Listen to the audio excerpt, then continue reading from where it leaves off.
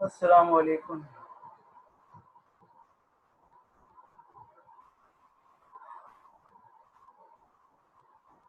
अल्लाह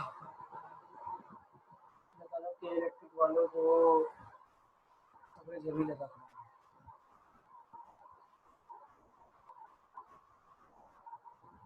देखो यार, सब बच्चों की लाइट जा रही है। असल में शेड्यूल जो लोड शेडिंग होती है ना, वो फिर भी बेहतर होती है यार, बंदा प्रिपेयर होता है मेंटली ना। 10 घंटे की ले लो, पहले से बता के लो तो भाई लाइट जाएगी इस वक्त।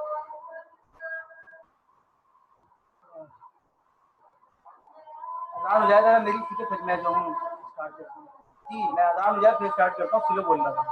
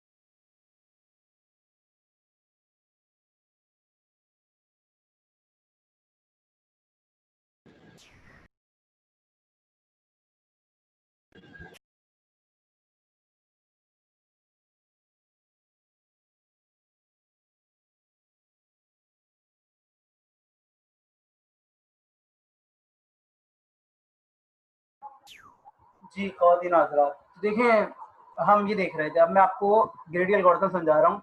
अगेन एल्गोरिथम समझते हुए हमारी कोशिश ये होनी चाहिए कि पहले हमें एल्गोरिथम समझ में आ जाए। तो हमें एल्गोरिथम समझ में आ जाए तो इफ़ एंड एल्स जो आपके दिमाग में हो वो आपसे पूछते हैं, ठीक है?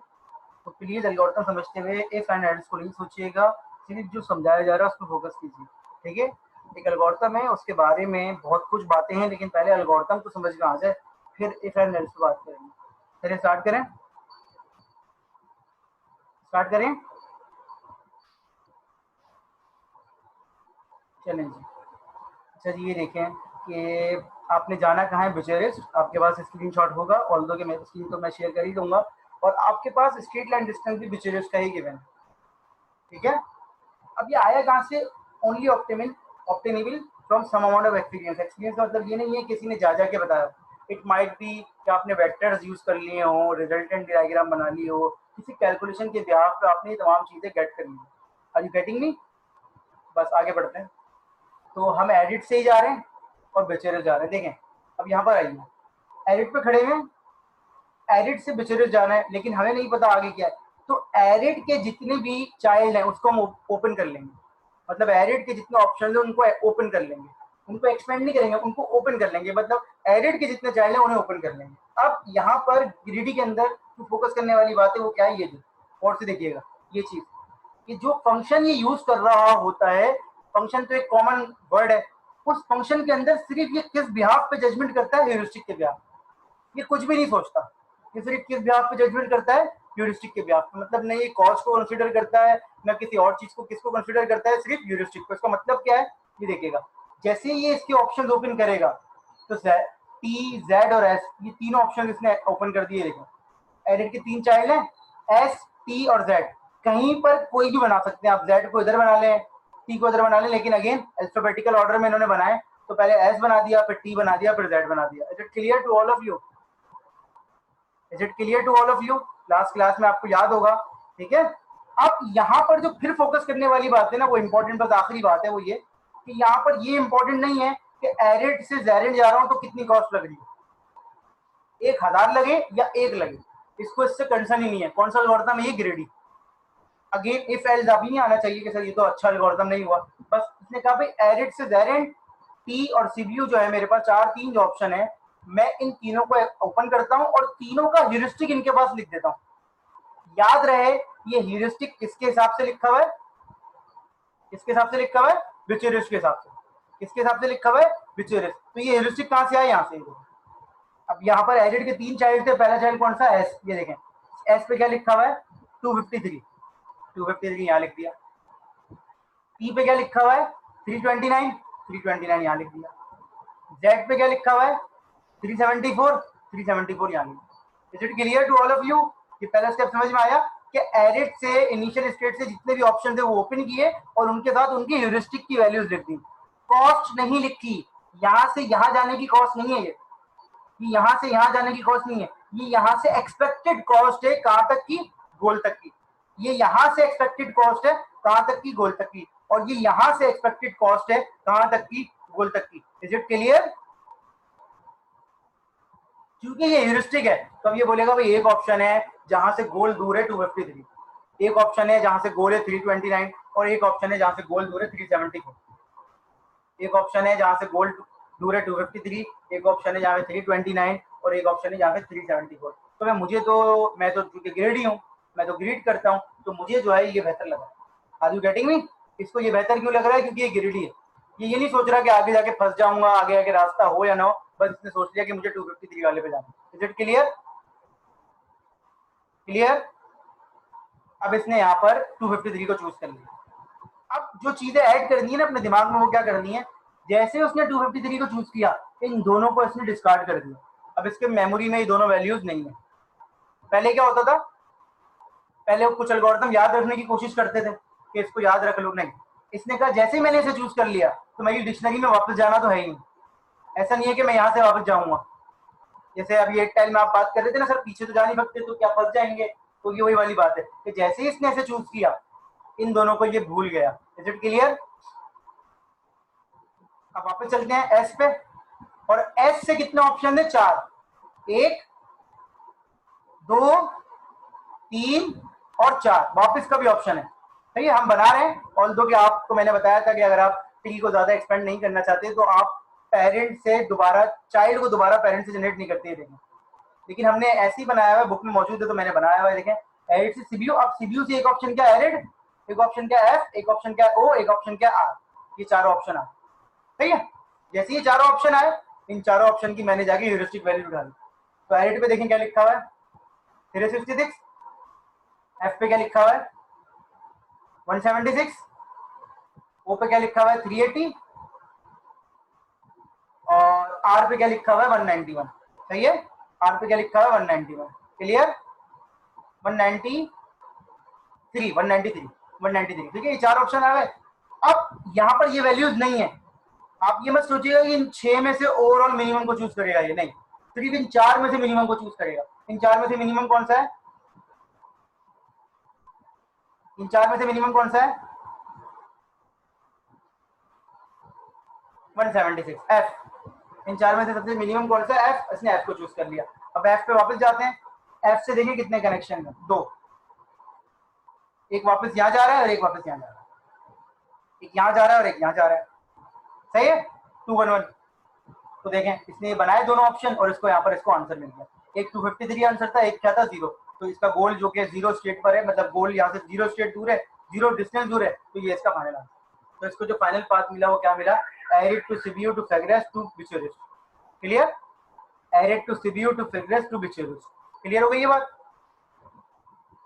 क्लियर हो गई ये बात? पहले तो आप मुझे बताइए एल्गोरिथम समझ में आया कि मिनिमम वैल्यूज को ओपन किया जा रहा है?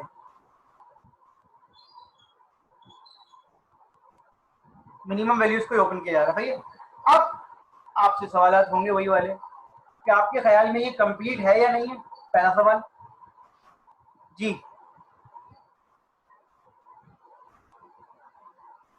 आपके ख्याल में ये कंप्लीट है या नहीं है?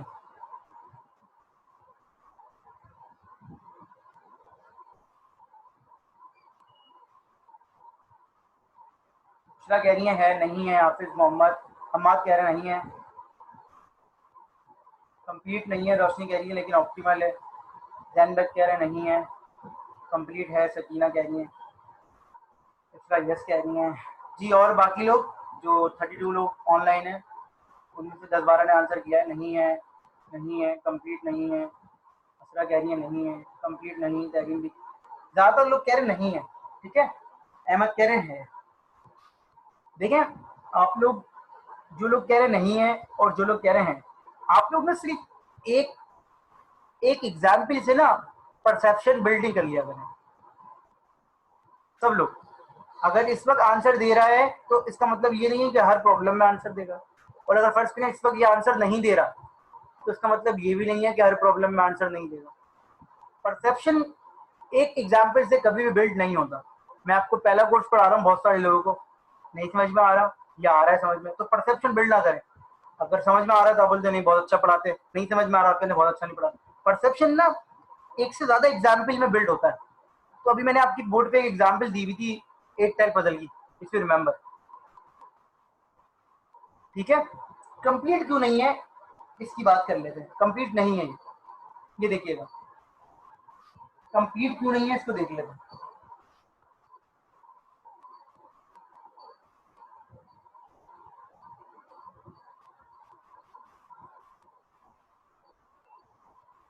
अच्छा जी, फर्ज कर लें कि भाई थोड़ा सा ना इस पे आपको समझाने के लिए एक चीज एक्सप्लेन करनी पड़ेगी, वो होपफुली आपकी आ जाएगी समझ में इंशाल्लाह। ये देखिएगा, इस एग्जाम्पल में थोड़ा सा चेंजेस करते हैं। फर्ज करें हमें यहाँ जाना है, यहाँ, ये और जाना कहाँ से है? यहाँ से। ये बेटा यहाँ से यहाँ जाना है। अब अगर सुन रहे हैं ना आप सब मेरी बात, अब अगर मैं आपसे कहूँ कि भाई ह्यूरिस्टिक चाहिए हो तो आप बोलेंगे सर ओ का तो टेबल ही नहीं है। हम सपोजिशन तो कर सकते हैं ओ के लिए।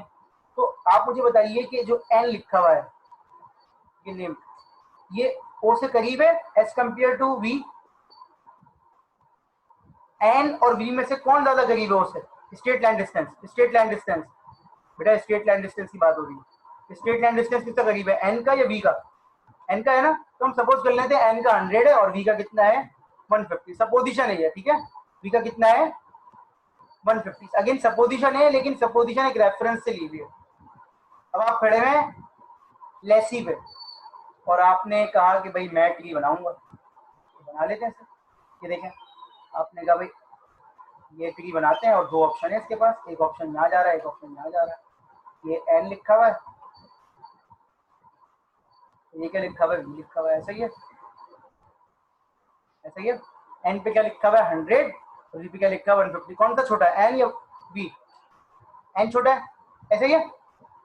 एन छोटा है तो ये एन को दोबारा ओपन करेगा। एन के पास कितना ऑप्शन है, एक ही ऑप्शन है वापस आने का। और अगर फर्ज करें पेरेंट चाइल्ड अपने पेरेंट को दोबारा जनरेट नहीं कर सकता तो एन के पास कोई ऑप्शन ही नहीं है। Is it clear? एन के पास कोई ऑप्शन ही नहीं है। अगर मैं बना भी दूं तो देखें एन से दोबारा कहाँ जाएगा, ये कैपिटल एल पे जाएगा, कैपिटल एल से दोबारा एन। इस तरीके से कहानी चलती रहेगी। सिस्टम में आंसर मौजूद है, सिस्टम में आंसर मौजूद है, लेकिन आपका एल्गोरिथम आपको आंसर लाके नहीं दे रहा। Is it clear to all of you? ये सिस्टम में आंसर मौजूद है लेकिन आपका एल्गोरिथम आपको आंसर लाके नहीं दे रहा। एक और मिसाल ले लेते हैं। भाई आप इस गली में यहाँ रहते हैं, बिल्कुल आखिरी वाला घर है आपका, और एक पॉइंट यहाँ पर है, एक पॉइंट यहाँ पर है, और आपको यहाँ जाना है। क्योंकि बीच में ना कोई रास्ता नहीं है, ये गली यहाँ से ब्लॉक हुई है। तो अगर आप देखें आप इस जगह पे खड़े हैं, तो इस जगह से इन दोनों में से इस आंसर से करीब कौन है, ये या ये? फर्ज करें ये ए है और ये बी है, तो बताएं सी से करीब कौन है, ए या B? Straight line distance C से करीब कौन है? ए दिख रहा है, सही है। तो आप ए को चूज कर लेंगे। जब आप ए को चूज करेंगे तो आप इधर चले जाएंगे। जब आप इधर जाएंगे तो यहाँ पर क्या होगा, गली ब्लॉक है। क्लियर होगी ये बात? हालांकि आंसर मौजूद है आपका सिस्टम में, लेकिन आपको आपका आंसर नहीं मिलेगा। Is it clear? Is it clear? तो ये कहलाता है आपका कंप्लीट नहीं है। ठीक है, अब आप मुझे बताइए आपके ख्याल में ये ऑप्टिमल है या नहीं?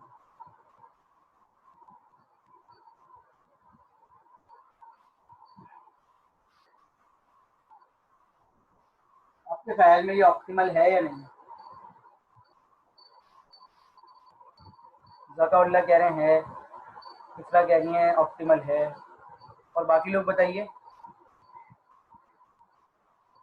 जी हुज़ैफा कह रहे हैं ऑप्टिमल है, बाकी लोग बताइए। जैन बैग कह रहे हैं हमारी ज़िंदगी ना, पता है हमारी ज़िंदगी जो है बच्चों, वो ना तुक्कों पे ही चल रही है। कि हम कहते हैं यार आज ऐसा हुआ है तो कल तो ऐसा नहीं होगा। हमारे पास ना ऑप्शन है, हम ये कहते हैं यार इस दफ़ा हमारे पास इस बॉल पे अगर 6 लगा दिया तो अगली बॉल पे तो 6 लग ही नहीं सकता, या इस कोर्स में अगर ए आ गया तो उस कोर्स में तो ये आएगा ही। मतलब एक में आ रहा है एक में नहीं। हमारी इस तरीके से मतलब कंप्लीट है तो ऑप्टिमल नहीं है। अजीब सी बात है, कंप्लीट नहीं है तो ऑप्टिमल है। वाह भाई, मतलब सेट लाइफ है, बिल्कुल सेट लाइफ है तुम लोग, सबकी सेट लाइफ है। पता है मतलब आप लोगों ना, आप लोगों में मतलब एक बच्चा है जो कि पास नहीं हो सकता लेकिन वो ए ग्रेड ला सकता है। एक बच्चा है, अच्छा तो फिर इस तरह आप एक्सप्लेन करें। शाबाश शाबाश, इस तरह एक्सप्लेन करें, इस तरह एक्सप्लेन करेंगी। इस तरह जरा एवरीवन पे एक्सप्लेन कर दो। शाबाश,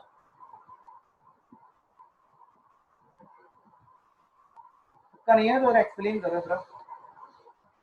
क्योंकि मैंने तो जवाब दे ही दिया। एक चीज, एक बच्चा जो है वो पास नहीं हो सकता लेकिन वो ए ग्रेड ला सकता है।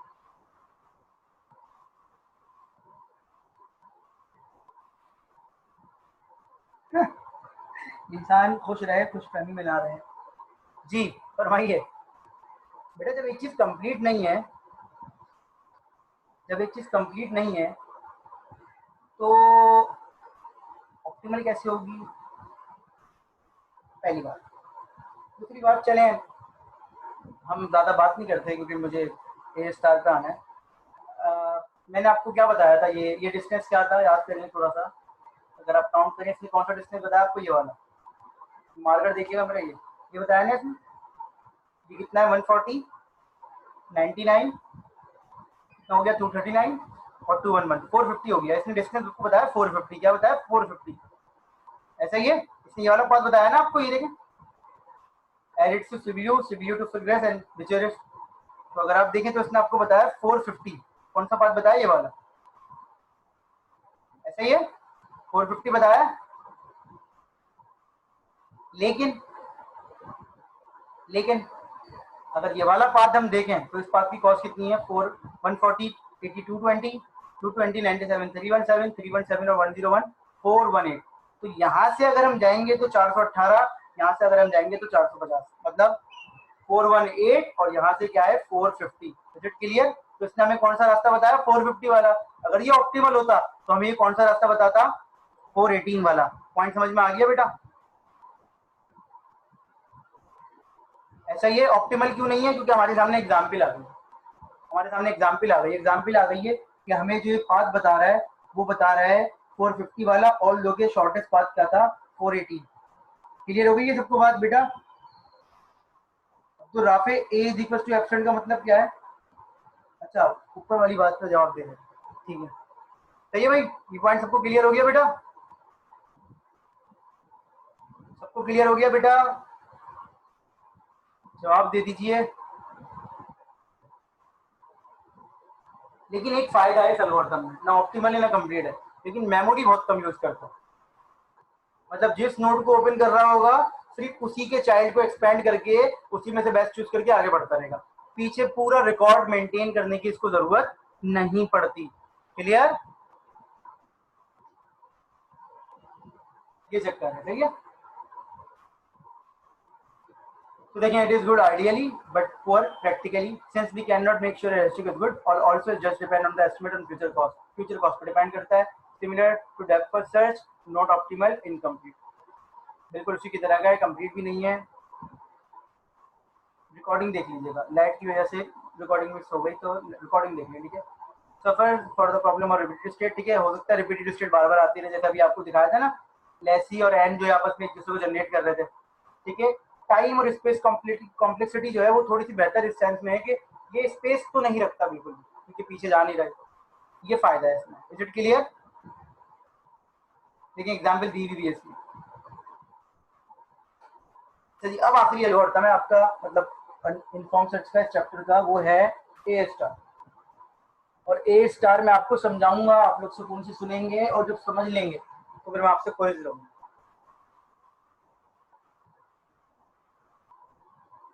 देखिए आपको ना बहुत सारी जगहों पे कॉम्प्रोमाइज करना पड़ता है जैन। अगर आपके पास जैन स्पेस नहीं है तो आप ये कहेंगे स्पेस नहीं है यार ज़्यादा, चलो ग्रिडी लगा के देख लेता हूँ। समझ में आ रही है ज़्यादा कि स्पेस नहीं है, चलो मैं ग्रिडी लगा के देख लेता हूँ। जब गोल ही अचीव नहीं हो रहा, डेफिनेटली इसका फायदा उसके मुकाबले में नहीं है, लेकिन जब आप ए स्टार देखेंगे सबसे बेहतर है। लेकिन ए स्टार में मसले क्या है? मसला कुछ भी नहीं है, मसला है मेमोरी का, बस और कोई बात नहीं है। अगर वो आपके लिए मसला नहीं है तो फिर वो मसला ही नहीं है। लेकिन अगर आपके लिए मेमोरी एक मसला है, आप लोग मुझे एक बात बताइए, टाइम और स्पेस, उसमें से आपके लिए ज्यादा इंपॉर्टेंट कौन सी चीज है? टाइम कॉम्प्लेक्सिटी या स्पेस, या दोनों बराबर है आपके लिए? टाइम ज्यादा इंपॉर्टेंट है। अच्छा, कहाँ पढ़ा था आप लोगों ने? स्पेस कहाँ पढ़ा था और टाइम कहाँ पढ़ा था? आप कैसे डिसाइड कर सकते हैं कि टाइम ज्यादा इंपॉर्टेंट है या स्पेस, या दोनों बराबर है? आपके दिमाग में क्या क्राइटेरिया है?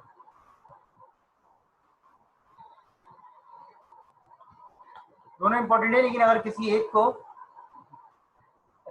एक को थोड़ा सा मार्जिन देना हो तो कौन सी चीज ज्यादा इंपॉर्टेंट है?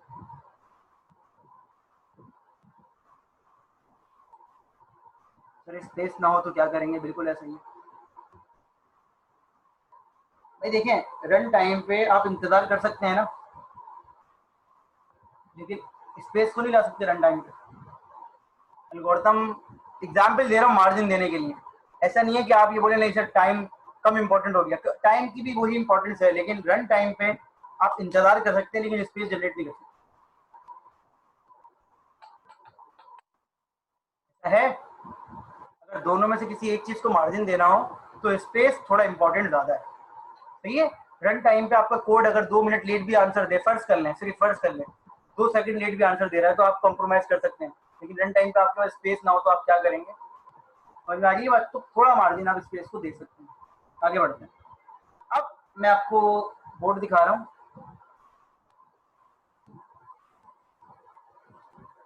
और तीनों चीजों का ना, तीनों एल्गोरिथम में कंपैरिजन करूँ। ये देखिए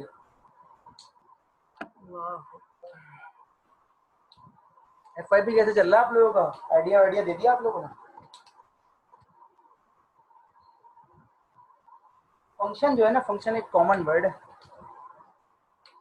फंक्शन यूज करने में यार, ठीक है। फंक्शन एक कॉमन वर्ड है, ठीक है, इसमें कोई परेशान होने की चीज नहीं है। फंक्शन जो है, उस फंक्शन के ब्याह पे आप बात करें कि FON क्या आता है। FON क्या फंक्शन? अब अगर हमने तीन चीजें पढ़ी हैं, हमने एक पढ़ी है जी, हमने एक पढ़ी है एच। जी क्या था? जी था कॉस्ट, और एच क्या था? ह्यूरिस्टिक, ठीक है। जी था कॉस्ट और एच क्या था? ह्यूरिस्टिक। तो अगर मैं आपसे कहूँ, थोड़ा सा रिकॉल कीजिए, ये कौन सा एल्गोरिथम था जिसमें फंक्शन में सिर्फ हम कॉस्ट यूज करते थे?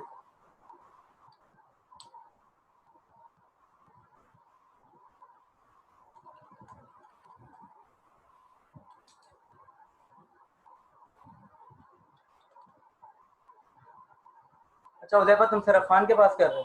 अच्छा जी, फंक्शन के अंदर कॉस्ट, हाँ बिल्कुल। तो ये एक एल्गोरिथम था जिसका नाम था यूनिफॉर्म, हमने पढ़ लिया है, ठीक है। कि अगर फंक्शन के अंदर सिर्फ कॉस्ट यूज करें, फंक्शन के अंदर सिर्फ कॉस्ट यूज करें, तो वो कौन सा एल्गोरिथम था? यूनिफॉर्म। ऐसा ही है ना? याद आ गया, पिछली क्लास में पढ़ा था। अगर फंक्शन के अंदर सिर्फ हम यूज करें ह्यूरिस्टिक, तो ये कौन सा एल्गोरिथम है सर?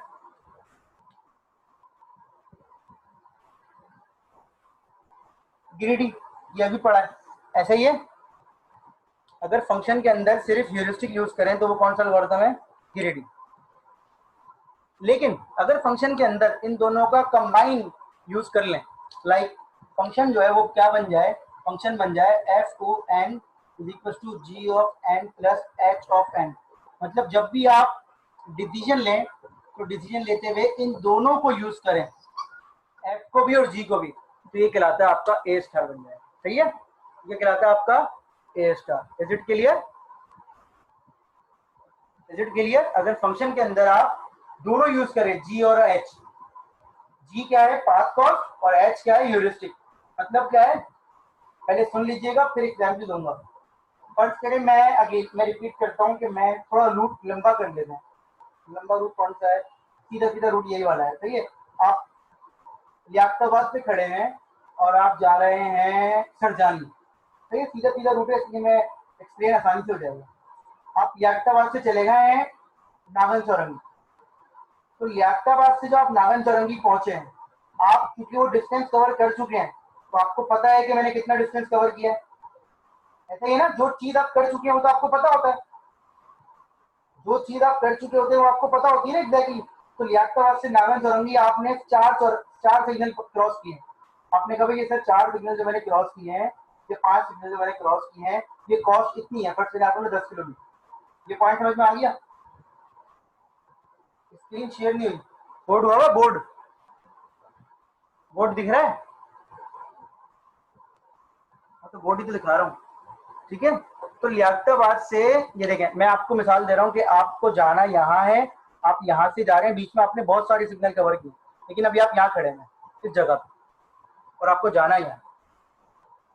तो ये जो आप सारा डिस्टेंस कवर करके आए, ये डिस्टेंस तो आपको पता है ना, क्योंकि आपने कवर कर लिया है। जो चीज आप कवर कर चुके होते हैं, जो इवेंट अगर हो चुका होता है, वो आपको 100% पता होता है। तो आपने कहा सर ये डिस्टेंस जो है जो मैंने कवर किया है 10 किलोमीटर है, हो सकता है ये 8 किलोमीटर भी हो सकता था अगर आप किसी और रास्ते से आते, 12 किलोमीटर भी हो सकता था किसी और रास्ते से आते, लेकिन जिस रास्ते से आप आए उस रास्ते से आपको पता ही डिस्टेंस कितना, 10 किलोमीटर। अब यहाँ खड़े हो कि आप एस्टिमेटेड जो बताएंगे वो क्या है ह्यूरिस्टिक, कि सर यहाँ से मेरा गोल स्टेट कितनी दूर है। तो जिस जगह पे आप खड़े हुए हैं उससे पीछे की चीज कहलाती है जी ऑफ एन, और उससे आगे जो चीज एक्सपेक्टेड है वो क्या कहलाती है H of N. Is it clear? बिल्कुल ऐसा ही है बेटा, बिल्कुल ऐसा ही है। ठीक है, तो जो इवेंट अकर हो चुका है वो जी ऑफ एन, और जो इवेंट अकर होगा जिसके बारे में आप 100% श्योर नहीं है वो क्या एच ऑफ एन। मैं इसकी मिसाल दे रहा हूँ। आप फर्स्ट करें 10वें क्लास 10वीं वीक चल रहा है और आपके क्विज हो चुके हैं, असाइनमेंट हो चुके हैं, तो जितनी चीजें आपकी हो चुकी हैं वो आपको पता, आपने कर लिया, आपके मार्क्स भी सपोज कर ले आ गए, तो मिड टर्म भी आपका आ गया, ये सब जी ऑफ एन है क्योंकि ये सब कुछ हो चुका है। लेकिन फाइनल है, प्रोजेक्ट है, ये सब क्या है एच ऑफ एन। आप एक्सपेक्टेड क्या कर रहे होते हैं, इसमें इतने नंबर आ जाए, इसमें इतने नंबर आ जाए तो मेरा ग्रेड फाइनल ये बन जाएगा। Is it clear? तो ए स्टार इन दोनों को यूज करता है। ए स्टार क्या करता है, इन दोनों को यूज करता है, combine the benefit of uniform cost search and greedy, दोनों के बेनिफिट को कंबाइन करता है। क्लियर हो गई बात? चलिए, तो अगेन आपके सामने वो स्क्रीनशॉट होगा होपफुली, जो आपने पिक्चर ली थी, तो वो देख लेते हैं उसी एग्जाम्पल को। ये देखिएगा,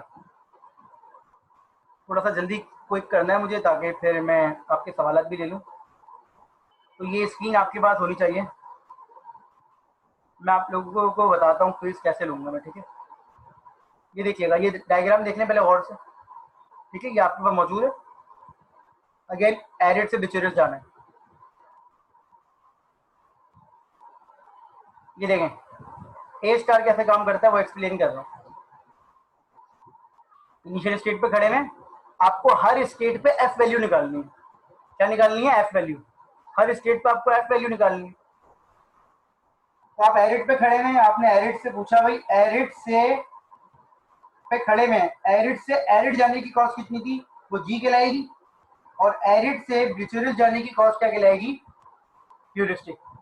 तो this is 0 g and h is 366। तो ये शुरू में 366 लिखा हुआ है, सबकी समझ में आ रहा है कैसे निकला ये? क्योंकि एरिड से पहले तो कुछ कवर ही नहीं किया आपने, तो इसकी जी वैल्यू कितनी है 0, और आगे जो आप जाएंगे उसकी एस्टिमेटेड कॉस्ट कितनी है 366। देखें ये लिखी हुई, ये लिखिए। तो एरिड की एफ वैल्यू कितनी हो गई 366। अब यहाँ पर एक ही ऑप्शन है, इस ऑप्शन को हमने एक्सप्लोर कर लिया, उससे 3 ऑप्शन आ गए। अब देखिए एरिड से सीबीयू जाने की जो कॉस्ट है वही देखिएगा। एरिड से सीबीयू जाने की कॉस्ट कितनी है 140। एरिड से सीबीयू जाने की कॉस्ट कितनी है 140, ये हो गया जी। और सीबीयू से ब्यूचेरियस तक का ह्यूरिस्टिक कितना है 253। तो 140 प्लस 253, ये देखिएगा कितना आंसर आ गया 393। ये 393 सबकी समझ में आ गया।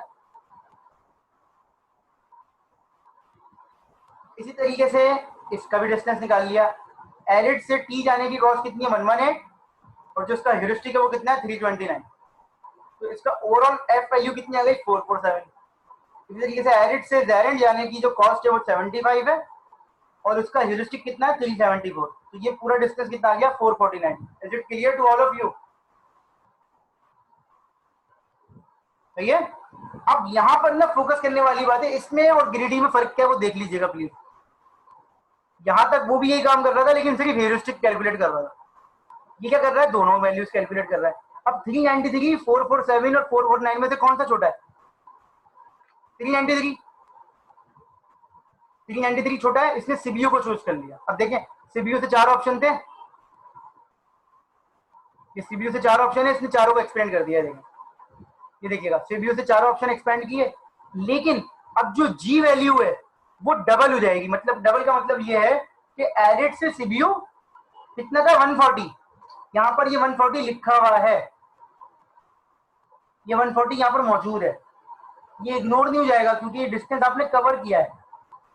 तो ये 140 और सीबीयू से दोबारा एरिड कितना 140, तो 140 140 कितना होता है 280। 140 140 कितना होता है 280। ये देखिए 280 ये लिखा हुआ 280 और फिर एरिड का ह्यूरिस्टिक, तो टोटल नंबर बन गया 646। ऑल्दो कि हम जा नहीं रहे इस पे, लेकिन हमने कैलकुलेट किया फिर तरीके से 140 और 140 ये 99 है। सीबीयू से फिगरेस कितना है 99, सीबीयू से फिगरेस कितना है 99।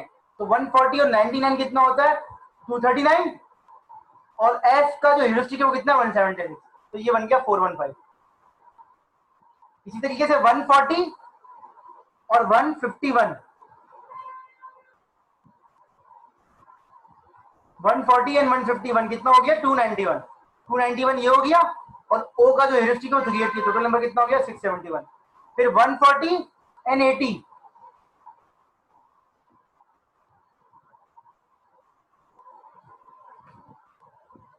140 और 80 220 हो गया। तो मैं जी वैल्यू फिर बता रहा हूं कैसे निकाल रहा हूं, उस पर फोकस कर लीजिएगा प्लीज। देखिए बेटा मैं एक्सप्लेन तो कर दूंगा, लेकिन एक दफा फोकस दोबारा कीजिए। देखो बेटा आपने जितना भी काम किया है ना वो, अब देखिए मैं आपको एक्सप्लेन करता हूँ।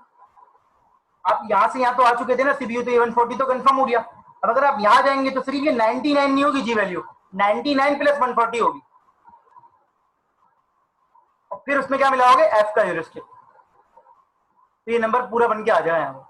इसी तरीके से अगर आप यहाँ जा रहे हो तो ये 140 प्लस 80 होगा, और फिर इसमें आर का ह्यूरिस्टिक। इसी तरीके से अगर आप यहाँ जा रहे हो ऐसे करके वापस, तो 140 प्लस 151 कितना होता है 291, और फिर ओ का ह्यूरिस्टिक। तो जी में सिर्फ सिंगल कनेक्शन नहीं आएगा, जी में जितना भी आपने पाथ कवर कर लिया वो तमाम आएगा। Is it clear? अब ये देखें, अब यहां पर डिफरेंस समझ लीजिएगा प्लीज, कि वो क्या कर रहा था, जैसे ही इसको चूज कर रहा था इन दोनों को डिस्कार्ड कर रहा था। ये डिस्कार्ड नहीं करता, ये ओवरऑल में से मिनिमम चूज करता है, ये ओवरऑल में से मिनिमम चूज करता है। ओवरऑल में से मिनिमम चूज करने का मतलब क्या है, इसके बाद देखें ये 4 चाइल्ड लिया आ गए और 2 चाइल्ड लिए, इन 6 चाइल्ड में से ये मिनिमम चूज करेगा, ये इन 6 चाइल्ड में से मिनिमम चूज करेगा। 2 यहां से 4 यहां से 6 हो गए, सही है, 4 यहां से 2 यहां से 6 होगा मिनिमम। तो इन 6 में से मिनिमम कौन सा है 413, कौन सा है मिनिमम 413। मैं फिर रिपीट कर रहा हूँ, ये सिर्फ इन 4 में से चूज नहीं कर रहा, ओवरऑल में से चूज कर रहा है, तो किसी को भी डिस्कार्ड नहीं करता। ये प्रियोरिटी क्यों चल रहा होता है, 413 चूज हो गया। जैसे 413 चूज हुआ, अब 413 जो है आर है, इसके चाइल्ड जो है वो 3 बन गए। 413 के चाइल्ड कितने हैं 3, ये देखिएगा 413 के 3 चाइल्ड हैं, 1 2 आर के 3, तो इन तीनों को दोबारा कनेक्ट किया, देखें फिर वैल्यूज आ गई। आई बिलीव कि कैलकुलेशन अब आपको आ जानी चाहिए। इस कैलकुलेशन में फिर ये 2 3 5 3 8, इन 8 में से मिनिमम देखेगा। तो देखें इन 8 में से मिनिमम कौन सा है, 415। तो अब इसको ओपन करेगा। ग्रीडी कॉस्ट को कैलकुलेट नहीं करता बेटा, ठीक है। जैसे इसने 415 को चूज किया, तो देखें 415 जो है उसको फर्दर ओपन किया। अब इसके बाद ये सब होगा, 3 2 5 5 3 8 1 9। अब इन 9 में से मिनिमम चूज करेगा, तो देखें इनमें से मिनिमम कौन सा, 417। अभी दोबारा 417 पे आ गया। तो ये ओवरऑल में से मिनिमम चूज करता है। Is it clear? ये ओवरऑल में से मिनिमम चूज करता है। तो एक दफा आप इसको देख लें जरा ब्रेक में, फिर कोई सवाल हो तो मुझे बताइएगा, डेफिनेटली मैं आंसर देने के लिए मौजूद हूँ। लेकिन मैं ये चाहता हूँ कि ब्रेक में आप कहीं भी नहीं जाए, नमाज पढ़े और फौरन वापस आए और आप इसको डिवाइस कीजिए। आप स्लाइड में से पढ़ लीजिए इसको, रिकॉर्डिंग की फिलहाल जरूरत नहीं है आपको, तो आप इसको स्लाइड में से पढ़ लीजिए, ठीक है। तो इस ए स्टार को देख लीजिए कि ये कैसे काम करता है। जो सवाल होगा ब्रेक के फौरन बाद मुझसे कर लीजिएगा, कोई राज ही होगा बेटा। हाँ, तो सीबीयू के बाद क्यों समझ में नहीं आया बेटा? सीबीयू के बाद ही तो समझाया मैंने इतनी डिटेल में। तो है ये सीबीयू के बाद क्या मसला है, इसमें चारों कनेक्ट कर दिए। सीबीयू के बाद क्या मसला है, इसमें चारों कनेक्ट कर दिए मैंने। ग्रिडी से होगा, ग्रिडी। सीबीयू के बाद क्या मसला है भाई?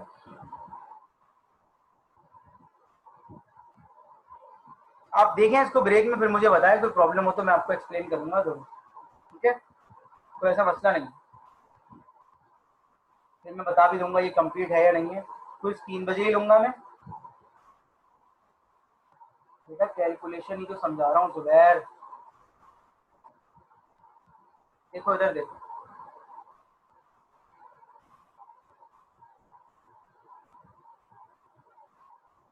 अभी ब्रेक नहीं दिया मैंने।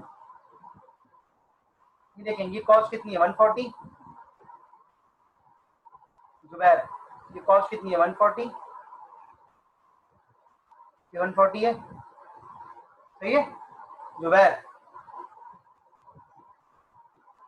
ये कॉस्ट 140 है, ये आपने चूज कर ली। अब आप इससे आगे कहीं पर भी जाएंगे 140 तो शामिल रहेगा ना, या नहीं रहेगा? क्योंकि आप ये डिस्टेंस तो कवर कर चुके हैं ना, तो ये तो शामिल रहेगा। इसका मतलब 140 हर डिस्टेंस में शामिल रहेगा। तो देखिए एरिड से सीबीयू गए, अब आपने ये चूज कर लिया, गए का मतलब है चले गए। अब आप वापस गए इधर, ये देखिएगा, ये आप एरिड से सीबीयू गए। अब सीबीयू से 4 ऑप्शन है, वापस एरिड जाओ। तो एक दफा आप यूं गए, एक दफा यूं गए, तो 140 कितना हो गया, 280। ये देखिएगा, ये देखिए 280 लिखा हुआ है छोटा सा। इसी तरीके से आप सीबीयू से कहां गए, आर पे, तो 140 और 80 कितना होता है, 140 और 80 कितना होता है, 220। ये देखें 220 लिखा हुआ है, ये रहा। आप ब्रेक के बाद बात करते हैं 2:25 पर, ठीक है। ब्रेक के बाद 2:25 पर दोबारा ज्वाइन करता हूँ, सही है।